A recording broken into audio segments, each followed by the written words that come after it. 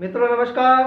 मैं राज ज्योतिष गुरु फिर से हाजिर हूँ आप लोगों की सेवा में, और हर बार की तरह इस बार भी एक नई जानकारी के साथ एस्ट्रोलॉजी से संबंधित एक नए विषय के साथ मैं आप लोगों के बीच में प्रस्तुत हूँ।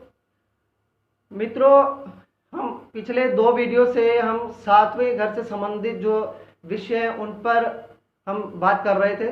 सबसे पहले मैंने देखा था कि अगर आप जानना चाहते हैं कि आपके फ्यूचर में होने वाले पति या पत्नी की हाइट, लंबाई कितनी रहेगी, क्या वो छोटी है, लंबी है, बौने कद के हैं, नाटे कद के हैं, लंबे कद के हैं, वो कैसे देखें। उसके बाद हमने देखा था कि जो हमारा नेक्स्ट वीडियो था वो इस पर था कि अगर आप जानना चाहते हैं कि जहाँ पर भी आप रह रहे हैं उसे किस डायरेक्शन में आपके होने वाले पति या पत्नी आपका इंतजार कर रहे हैं, तो वो कैसे समझे।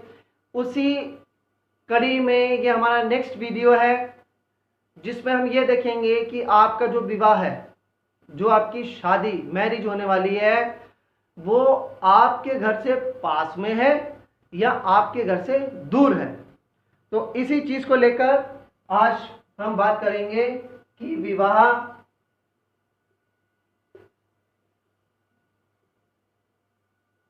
दूर होगा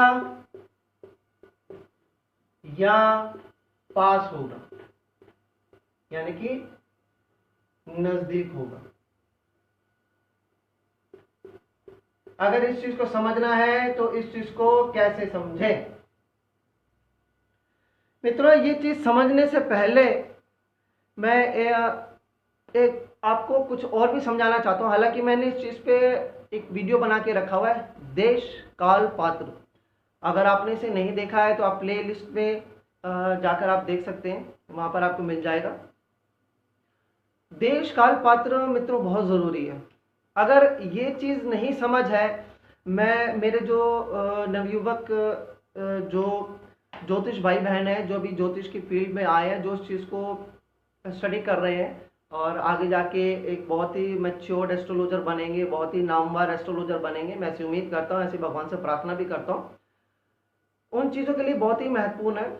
आप देश काल पात्र अगर आपने नहीं समझा है तो बहुत सी चीज़ें हमसे मिस हो जाएंगी।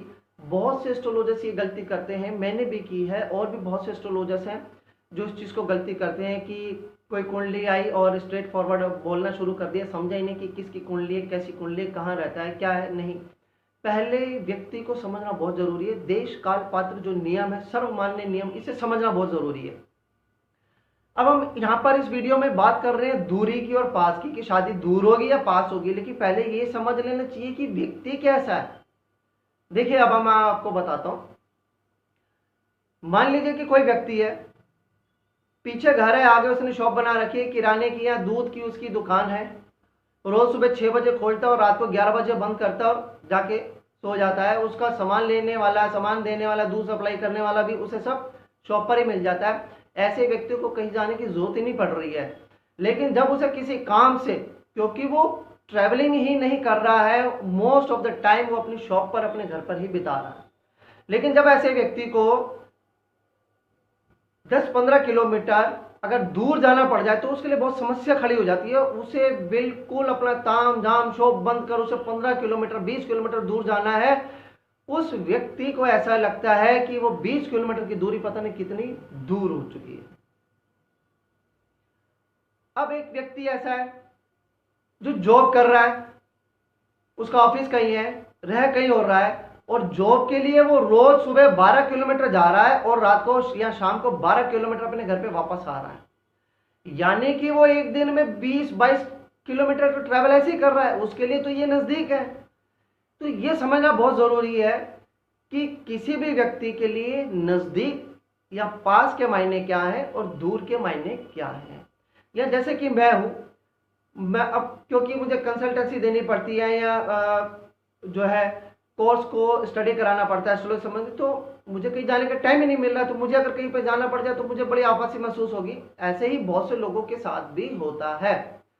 अगर कोई व्यक्ति ट्रैवलिंग नहीं कर रहा तो उसके लिए 20 किलोमीटर भी दूर है, और कोई व्यक्ति ट्रैवलिंग कर रहा है तो उसके लिए 100 किलोमीटर भी उसके लिए ज़्यादा दूरी मायने नहीं रखती। इस चीज़ को समझना बहुत ज़रूरी है कि व्यक्ति का नेचर क्या है, व्यक्ति की लाइफ कैसे है, तभी आप अच्छी तरह से समझ पाएंगे कि उस व्यक्ति का ससुराल दूर है या नजदीक है। किसी व्यक्ति के लिए 20 किलोमीटर भी दूर है और किसी व्यक्ति के लिए 100 किलोमीटर की दूरी भी कोई मायने नहीं रखती। मैं बहुत से ऐसे लोगों को जानता हूं जो रोज हरियाणा से दिल्ली काम करने के लिए आते हैं, सुबह आते हैं और शाम को दिल्ली से हरियाणा वापस चले जाते हैं। हरियाणा से दिल्ली, एक राज्य से दूसरे राज्य में भी लोग ट्रैवलिंग करते हैं काम के सिलसिले में। ऐसे लोगों के लिए दूरी कोई मायने नहीं रखती। उनके लिए जब हम दूर की बात कर रहे हैं तो उनके लिए 400-500 किलोमीटर उनके लिए दूर होगा, लेकिन जो व्यक्ति ट्रैवलिंग नहीं कर रहा है उनके लिए 25-30 किलोमीटर दूर है। और अगर हम उन्हें 80 या 100 किलोमीटर जाने के लिए कह दें तो एक तरह से उनके लिए ऐसा ही होगा कि जैसे उन्हें हमने विदेश जाने के लिए कह दिया हुआ है। देखिए, इस टॉपिक को अगर हम आगे समझेंगे, लेकिन थोड़ा सा मैं आपको राशियों के बारे में बता दूं। देखिए,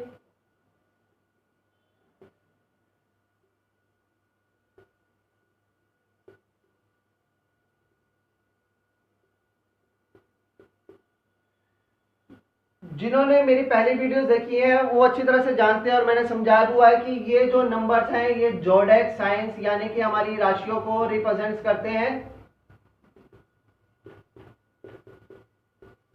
अब यहाँ पे ये लिखने का क्या मतलब है? ये लिखने का मतलब है कि ये जो 1, 4, 7, 10 मेष, कर्क, तुला और ये जो मकर राशि है ये होती है चर राशियां।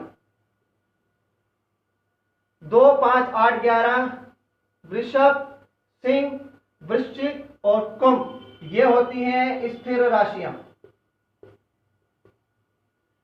3, 6, 9, 12 मिथुन, कन्या, धनु और मीन यह कहलाती हैं द्विस्वभाव राशियां, यानी कि इनके अंदर चर और स्थिर दोनों तरह के स्वभाव होते हैं, दोनों तरह से ये बिहेव करती हैं। इसका मतलब है ये जो चर राशि है इन्हें मूवेबल राशियां कहा जाता है, जो स्थिर राशि है इन्हें फिक्स्ड कहा जाता है, और ये जो होती है इनको ड्यूअल नेचर का कहा जाता है। इस चीज को समझना बहुत जरूरी है। अगर आप इन चीज को समझ लेंगे तो बहुत सी चीज आगे हम समझ पाएंगे।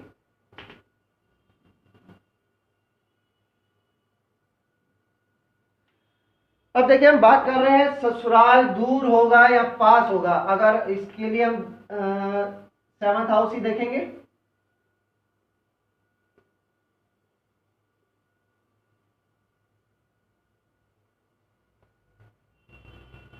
ये होता है हमारा 1st हाउस, इसको लगन भी कहते हैं, और इस राशि का जो मालिक होता है उसको लग्नेश कहा जाता है। पहले घर का जो मालिक होता है उसे लग्नेश कहा जाता है। ये होता है हमारा 7th हाउस, यानी कि मैरिज हाउस।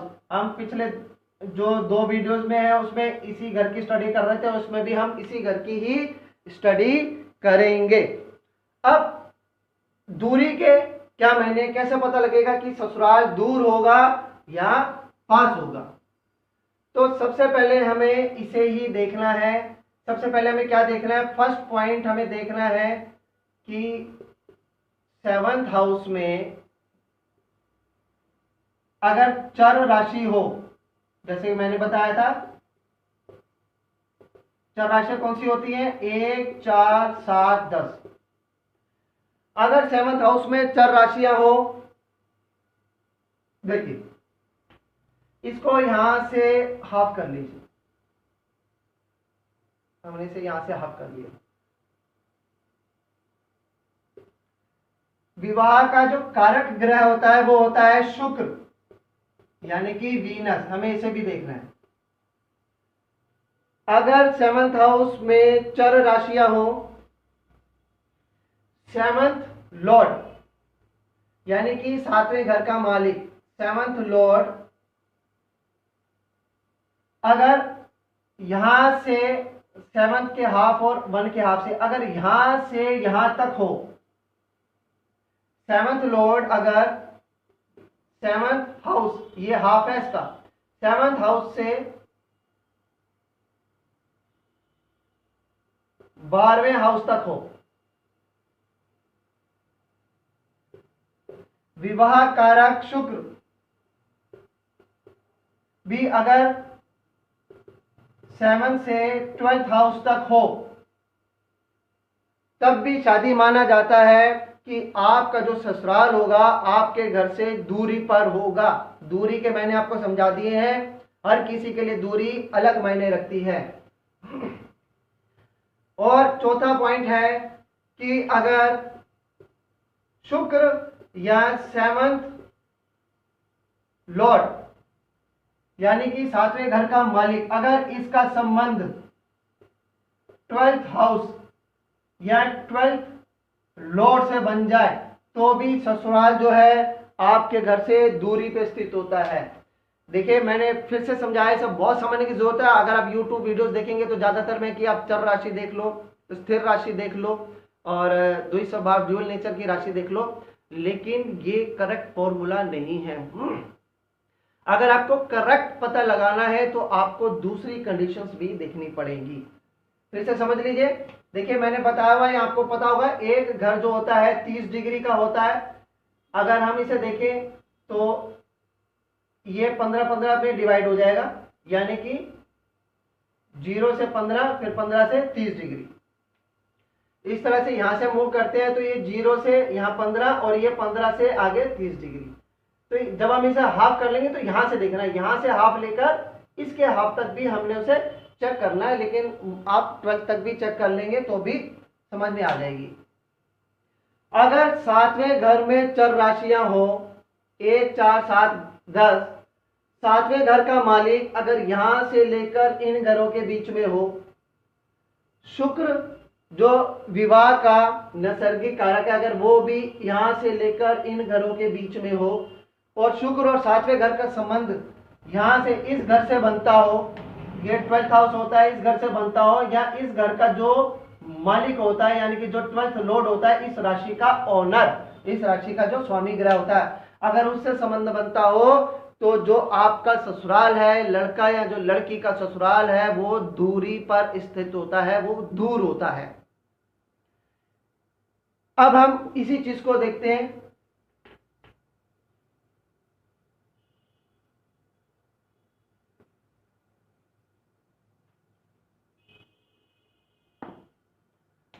अब मान लीजिए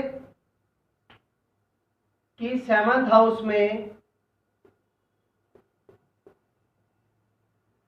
स्थिर राशियां हो। स्थिर राशि कौन सी होती है? 2, 5, 8 और 11। 7th हाउस में अगर स्थिर राशियां हो, 7th लॉर्ड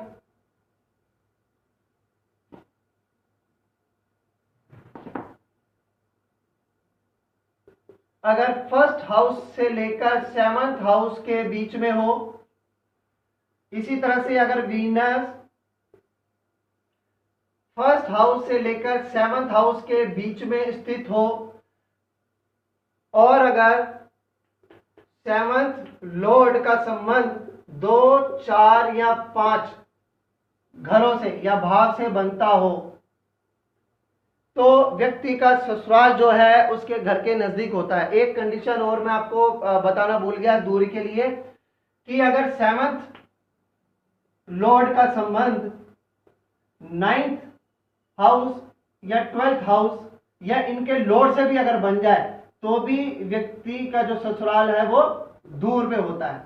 और ये मैं बात कर रहा था नजदीक के लिए कि ससुराल जो है नजदीक होगा। इस चीज को हमने कैसे समझना है? 7th हाउस में अगर स्थिर राशियां हो 2, 5, 8, 11, 7th लॉर्ड अगर पहले से 7वें घर में हो, वीनस भी पहले से 7वें घर में हो, 7th लॉर्ड का संबंध 2, 4, 5 भाव से बनता हो, तो व्यक्ति का ससुराल जो है नजदीक होता है।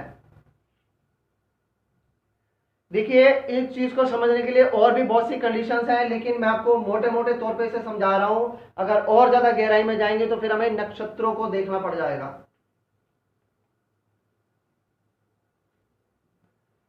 अब मान लीजिए कि 7th हाउस में स्थिर राशि भी नहीं है और 7th हाउस में चर राशि भी नहीं है, तो 7th हाउस में कौन सी होगी? ड्यूअल नेचर की राशि होगी, यानी कि 3, 6, 9 और 12 ये राशि हो सकती है जो ड्यूअल नेचर यानी कि द्विस्वभाव की राशि होंगी। अगर 7th हाउस में ये हो तो व्यक्ति का ससुराल, तब आप व्यक्ति का ससुराल जो है दूर से लेकर पास के बीच में आप देखेंगे, यानी कि उसे हम कहेंगे मध्यम दूरी। अगर 3, 6, 9, 12 का संबंध हो तो व्यक्ति का ससुराल मध्यम दूरी पे होगा, ना बहुत ज्यादा दूर होगा ना बहुत ज्यादा पास होगा, लेकिन वो मध्यम दूरी भी हम व्यक्ति को देखकर देश काल पात्र लगाकर ही समझेंगे। आगे व्यक्ति के पास अगर साइकिल भी नहीं है तो उसे मध्यम दूरी, उसे 15-20 किलोमीटर अगर वो पैदल चलता है तो उसे जाने पे भी कितना समय लगेगा। लेकिन अगर किसी व्यक्ति के पास हार्ले डेविडसन बाइक है तो वो 15 किलोमीटर कितनी जल्दी पार कर लेगा। इस चीज को हमें समझना बहुत जरूरी है। जब तक इस चीज को नहीं समझेंगे आप दूरी का पता नहीं लगा पाएंगे। बहुत से YouTube वीडियोस में कहा जा रहा है कि जो दूर है वो 300 से 500 किलोमीटर हो सकता है, नजदीक जो है वो 100 किलोमीटर हो सकता है, मध्यम दूरी 200-300। देखिए ऐसा कोई पैमाना नहीं है जिसमें हम राशियों को देखकर किलोमीटर देख सके, किलोमीटर नाप सके। सिर्फ आपको कंडीशंस देखनी बहुत जरूरी है, व्यक्ति को समझना बहुत जरूरी है और देश काल पात्र ये लगाना बहुत जरूरी है। जब तक ये नहीं लगेगा तब तक एग्जैक्ट कुछ भी कहना बहुत मुश्किल हो जाएगा। चलिए मित्रों, इस टॉपिक को हम यहीं पे विराम देंगे और खत्म करने से पहले मैं आप लोगों से रिक्वेस्ट करना चाहूंगा कि अगर आपने अब तक मेरा चैनल सब्सक्राइब नहीं किया है तो उसे सब्सक्राइब कर लीजिए और बेल आइकन को दबाना और वीडियो को लाइक करना, शेयर करना भी मत भूलिएगा। अगली बार फिर एक नई जानकारी के साथ मैं आप लोगों के बीच में हाजिर होऊंगा। तब तक के लिए मुझे आज्ञा दीजिए। जय माता दी।